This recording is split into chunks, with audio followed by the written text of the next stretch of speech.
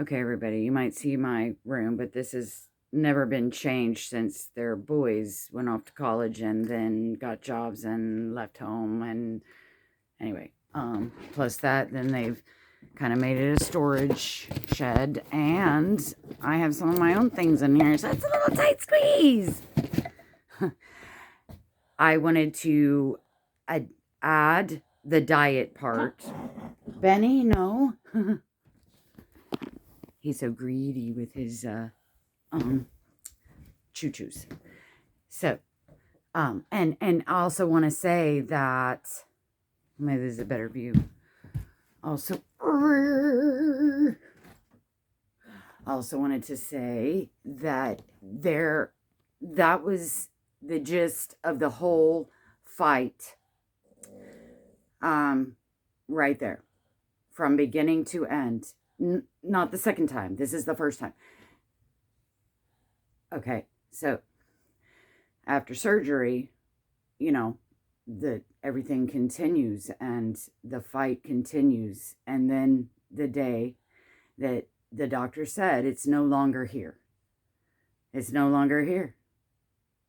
Your numbers are, I don't remember any terms like remission or it's no longer here, or I don't know. Anyway, so the diet was, I'll tell you two things. Cancer thrives in an acidic body, and cancer thrives on sugar. Now, that sounds kind of confusing because fruit is kind of like sugar, but if somebody is more knowledgeable on this process than I am, because I did want to be a nutritionist or a chiropractor at one, after high school. I loved all this kind of diet, exercise kind of thing. Maybe nowadays it's more like a physical therapist type or sports therapy or anyway, I've tried all that stuff and I do eat right. And my mother always got on to me, you eat right, but I drink a lot of sugar, high fructose corn syrup. I used to drink 2 liter bottles a day. Yeah. And then I cut down to 1, 2, and I did that for years. And then, so anyway, this isn't about me. It loves sugar, so no more sugar. Now, I know that even starches can be translated into sugar and stuff like that. So, like I said, I don't know about that, but do not have any M&Ms or any kind of chocolate, any kind of sugar, popsicles, nothing except for fruit, or the nectar, honey. If you like stevia, don't get the kind that's at the health food store or the Whole Foods stevia. I heard from this Jewish lady friend of mine. She said she grows her own stevia. So, those, and I'm not sure if that's even a nectar. So, but you have to do nectars. Never again. You can eat sugar. Then you have to get your body alkaline, so cancer can no longer survive, and it has nothing to feed on. To get your body alkaline, you need to go to the health food store and get yourself some strips, pH strips. You pee on them, or I think, can spit on them, but it's easier to pee on them. And don't blot them, wave them, nothing, just pee for however long it tells you, then set them down on the paper towel or put yourself some plastic down or whatever you want to do. Let them sit there. And anyway, so, and you'll read controversial stuff about those. They'll say, well, technically that's not a true reading because of, and I forget why, but we did it anyway. And the poor man's alkaline is lemon water. Buy the glass bottle of organic lemon juice. Keep it shook up anytime you want to use it. Also pour it in your juicing. Pour it in there. drink your water, and do not drink 8 glasses of water. Do not over drink water because you can deplete your electrolytes. So, you go by your body weight and then you calculate how many cups per your weight, which I don't remember that. So, when you drink your water every day, you can have a preset measurement for the day. With each serving of water, you need to splash lemon juice in it from that organic lemon juice bottle. You splash it in there, and that alkalines your body. So you drink that water all day long. Don't overdrink the water. And of course, and I don't agree with the reverse osmosis water, but we had a Berkey. Okay. So whatever other kind of water that's healthy, you go ahead. You can even add those mineral rocks to the Berkey that will, and you add the chlorine filters. I recommend that because some people, I am one of them, is the Berkey filters are supposedly get out the chlorine of the water and some pathogens and stuff, but they only do it for so many gallons. And then they say, and those black filters will last a lifetime. I have a sister that has had hers for like 20 years. I didn't remember that, and I once threw the black ones away. Never do that. So but you do need to scrub them and clean them, okay? And then they have the white ones that are extra, but they don't last also forever. Meaning they're only going to take the chlorine out and some more extra pathogens for about however many gallons, which is a lot. It might be a year, it might be 6 months, I don't remember. So then, because some people are susceptible with the chlorine, it'll aggravate arthritis if they have it. Well, and those get it out. Now, what I would do then is if you're getting a brand new Berkey and you got your black filters, keep track of how many gallons, and then when it's going to stop taking out the chlorine, if that's even true, and then go buy yourself the white ones that screw on at the bottom there, and that'll start taking out the chlorine even more than and some extra pathogen stuff. Okay, so that's the water. Do the lemon juice. Calculate to how much you need for your body. Calculate how much a woman needs of fiber a day and how much a man needs of fiber a day, whoever you are. But in this case, a female. And I don't remember, and I think it was like 36 or 38 milligrams. Well, then I researched beans. Which beans have the most fiber per cup? Cooked, of course. And then if you don't cook them, that's poisonous, okay? My sister got sick one year cooking the black-eyed peas for the new year, and they were a little bit crunchy, they weren't fully cooked, and she got very ill. So, whatever beans they were, I don't think they were pinto, but whatever beans they were, I think it was 2 cups of them a day for her to get the fiber allotment she needed a day. Then we juiced.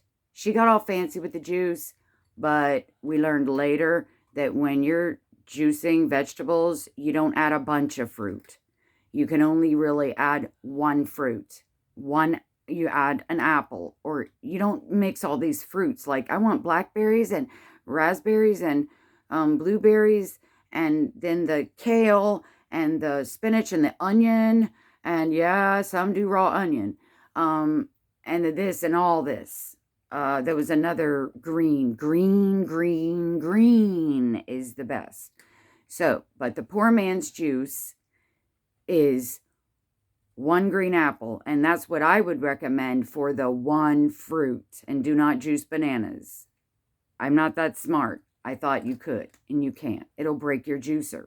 Not that we had the fancy Vitamix or other ones, but they will masticate the stuff better, and that way the fiber stays in when you get a Vitamix. But if you get a Jack LaLanne juicer at the thrift store, you're going to have all the pulp and the fiber. You got to throw it away, and you're just getting the juice. Okay. So, but if you get a Vitamix, it can pulverize it so well that you're drinking kind of like slushy though, but you're at least getting the fiber. So if you don't like beans, Um,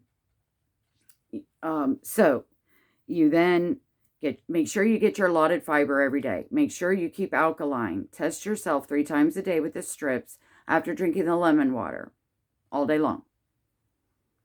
Test your urine as soon as you get up, and then test it in the maybe an hour or two later. You can test it more than 3 times if you want to. Then, because when you start getting the hang of what part of the day are you being alkaline, acidic, then, so those are 2 things the enemy loves is sugar and acidity.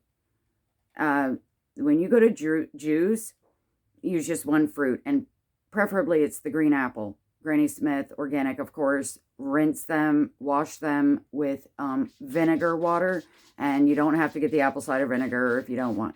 Just use the white vinegar. Then you juice them, and the poor man's juice is a green apple, carrots, and celery. They have everything known to man that you need. The body, minerals, vitamins. It's not going to give you your daily allowance for the vitamins, of course, but it has everything, from what I understand, that your body needs for those things for juicing. Or is the carrots, the celery together with the apple. All 3 of those, juice it every day. When you're first starting to juice, do not guzzle a bunch. My mother took one of those little paper cups you get at the in that some old people have in their bathroom to spit and rinse their mouth. She would drink like one of those, little paper cups, like, because the juice, once you juice it, you've got to drink it in 3 days or less, depending on the juicer quality. I don't remember if it's goes bad faster if it's a better quality, or stays better longer when it's a better quality. But anyway, you need to drink that juice within 3 days. But your liver is already detoxified. That's your liver's job, is to detoxify your body every day. So it has that job every day. And then you start juicing for health, not necessarily to detox, but just to be healthy. It now has, you've now put more on it. You've put more on it. So when you start juicing, juice little in the beginning and keep raising it so you don't overtax your liver. So when you're slowly beginning to juice, yes, then your liver can catch up, because just juicing alone is detoxifying, but you're not now slamming it. You know what I mean? Once it catches up and it says, oh, okay, I don't have to kill all these toxins every day like I used to because of the crap you eat. I'm relieved from that a little, and now you've also cleaned out a lot, little bit at a time, and now it's like new life. Let me recalibrate and recalculate.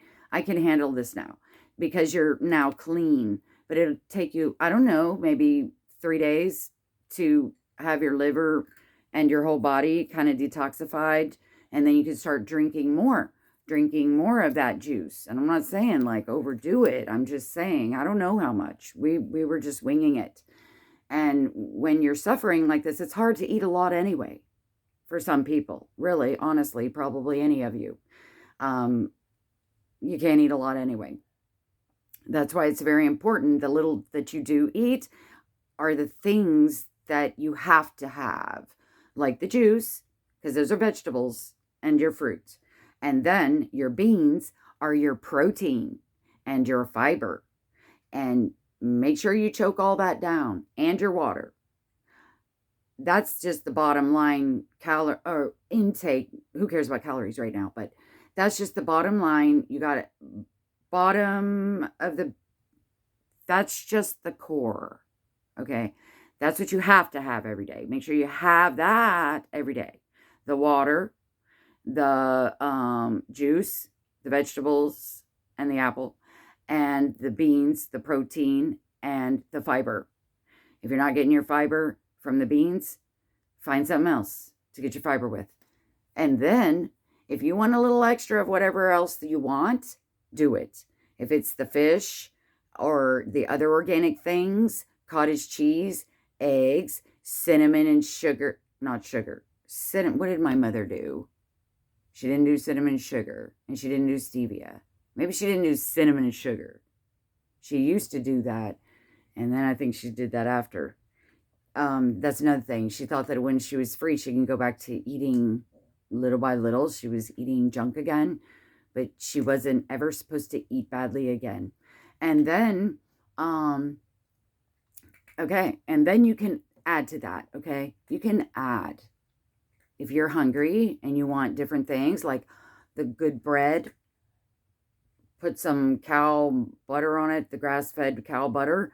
You know, there's a lot of, I'm sure you can find, if any, and I ate this with my mother. I did the diet with her, and I don't have a weight. She was like a size 14. She never got above 106 pounds after 6 kids until she hit menopause. And she hit menopause late, like at 62 or something. So, I'm kind of like her. I'm not that tiny. She's from the old days where they had the 16-inch waist, but after 6 kids, that was gone. But still, her waist was always tiny, because they didn't have the meat pumped with hormones back then as badly. So anyway, it makes kids get bigger. Now, anyway, she and I, even though, so she got to a 14, gradually after menopause, she was getting bigger and bigger. And she did need to lose weight, and she did, accidentally. It's not like she was meaning to. She never touched another piece of sugar to her mouth again. And I did eat the same diet with her, because I'm not going to I ate healthy anyway. And I didn't eat a ton anyway either. But if we wanted extra, but if that's the bare bones, we were inadvertently had become vegetarians. But we weren't against meat. So we just didn't always take the time or have the time. But yeah, you can do fish and whatever else we ate. Then, what else? She had her stuff from the holistic doctor, which is gut health. So you've got to have your gut flora. And I don't know. Now, his prices weren't that high. He's in Cedar Hill, Texas. He's from India. I think his name was Patel. Yeah. Dr. Patel in Cedar Hill. He has his own products. And it was gut health he gave her, and a big bottle of juice. So she drank that. Then he gave her CoQ10 ubiquinol. But when she took that, he wanted her to combine it with something else he wanted her to take together. And I forget what the other thing was. And then he would give her mega doses of D3. And if you try to get it off the shelf in that, I think it was like 12,000 IUs per serving. And I don't know how many he was having her take. You'd have to like eat a whole bottle off the shelf to get just 12,000 or whatever it was that he prescribed. And then it was also something else. But like I said, you tell the doctor what your diagnosis was, what stage it was. Hers was stage 4. It had spread into, okay, because the endometrium is the lining of the womb. That means that when it spread to other linings. It didn't spread to organs. And she said that was her biggest prayer. God, don't let it take my organs. This spread to other linings. So it had spread, the doctor called them gutters. Like, and I thought that's the weirdest thing, but that's what it's your waistline, the sides of your waist.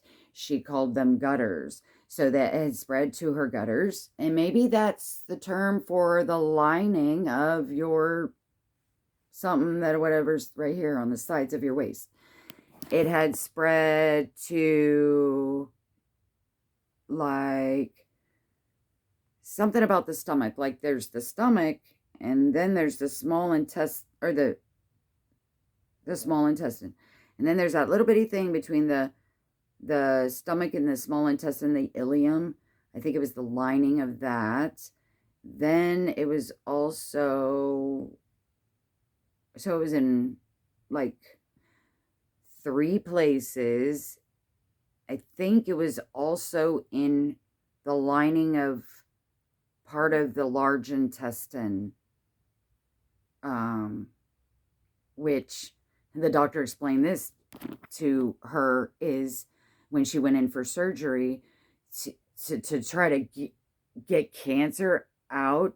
Well, when it's, okay, so when it was stage 4 and she had the total hysterectomy, that got rid of all that.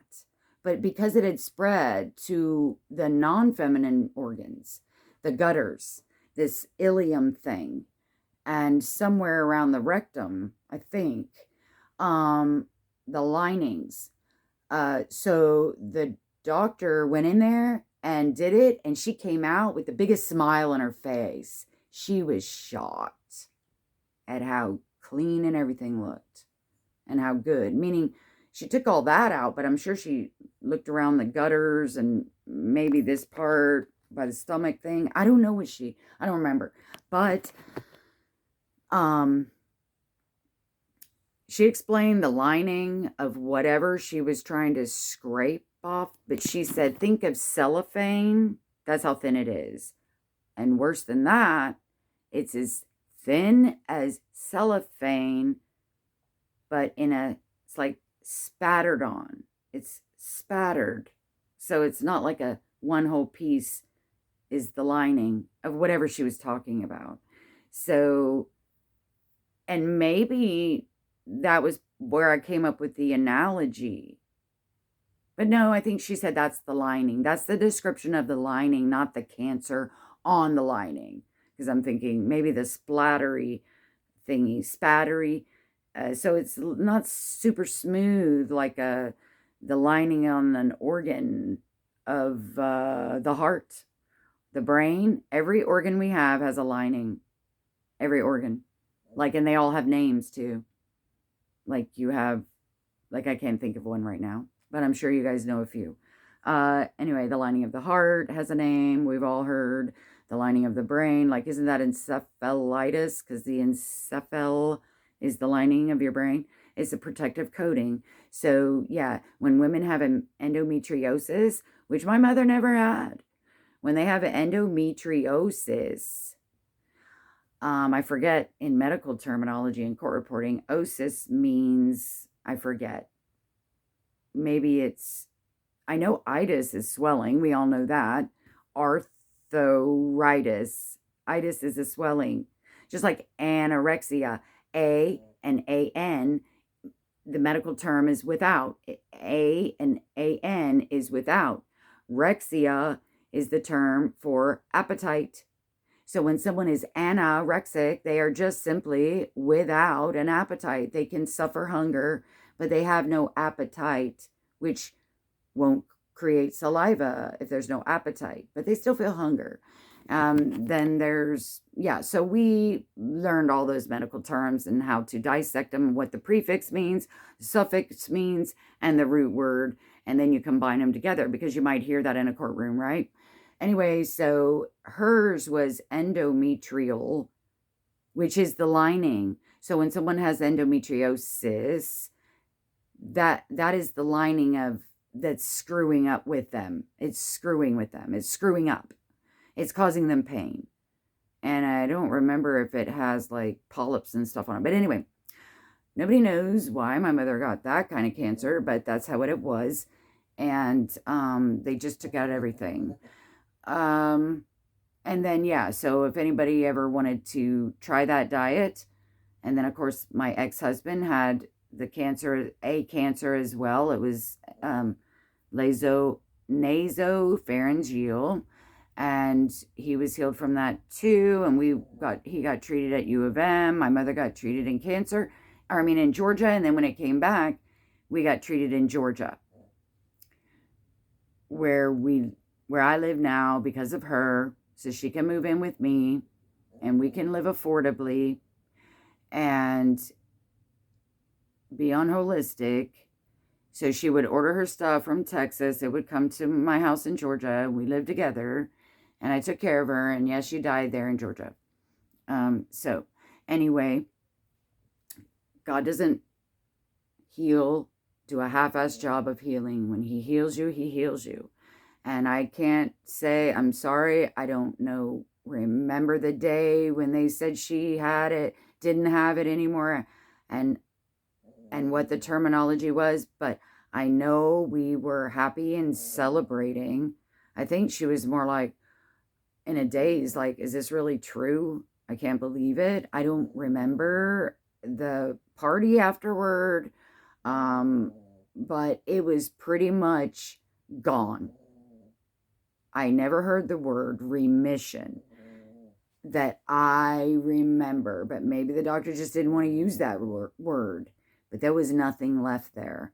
And my mother had already lost so much weight. There was some point in time that her doctor said, you're losing weight too fast. And I asked the doctor, well, who cares? What is that? Why? Why does that matter? And I forget how she explained it, that when you lose it too fast while cancer is being treated, maybe it'll make the cancer grow. And some doctors that are BS doctors, they'll say, don't take extra vitamins because you're going to be feeding the cancer also. That's not true. Even U of M, where my ex got treated, I've never seen a hospital. This is a teaching hospital. Never seen a hospital so on board with nutritious eating. I even laminated a flyer thing of all of course they're not pushing organic necessarily, but they say everything that we all know, that lunch processed meat is bad, and on and this and that. Dexter's upset. He's lonely. Okay, that's about it anyway. God bless you guys. And God can heal us through doctors, through any guidance of direction of what you need to change. She never ate another processed food while she was fighting it. Never had another chip. Never had another sugar. She was so afraid of death that she would have done anything. I know, I understand some people, they're like, oh, I could never choke that down, or I could never give that up. I'd rather die. Not my mother. Not my mother. She's like, she would drink a lot of beer and never stopped cold turkey, all of it. All of it. One time she accidentally, mindlessly stuck an M&M in her mouth, and there was none of those laying around the house. So I don't know if we were out and she either put it in her mouth and then she's like, because she forgot. She's like, I can't eat that. She never tried to cheat. Okay. God bless you guys. And it's God that does it. I don't care if you follow all the rules and don't eat this and do eat this and drink that and don't drink that. You could still die of it. It's God.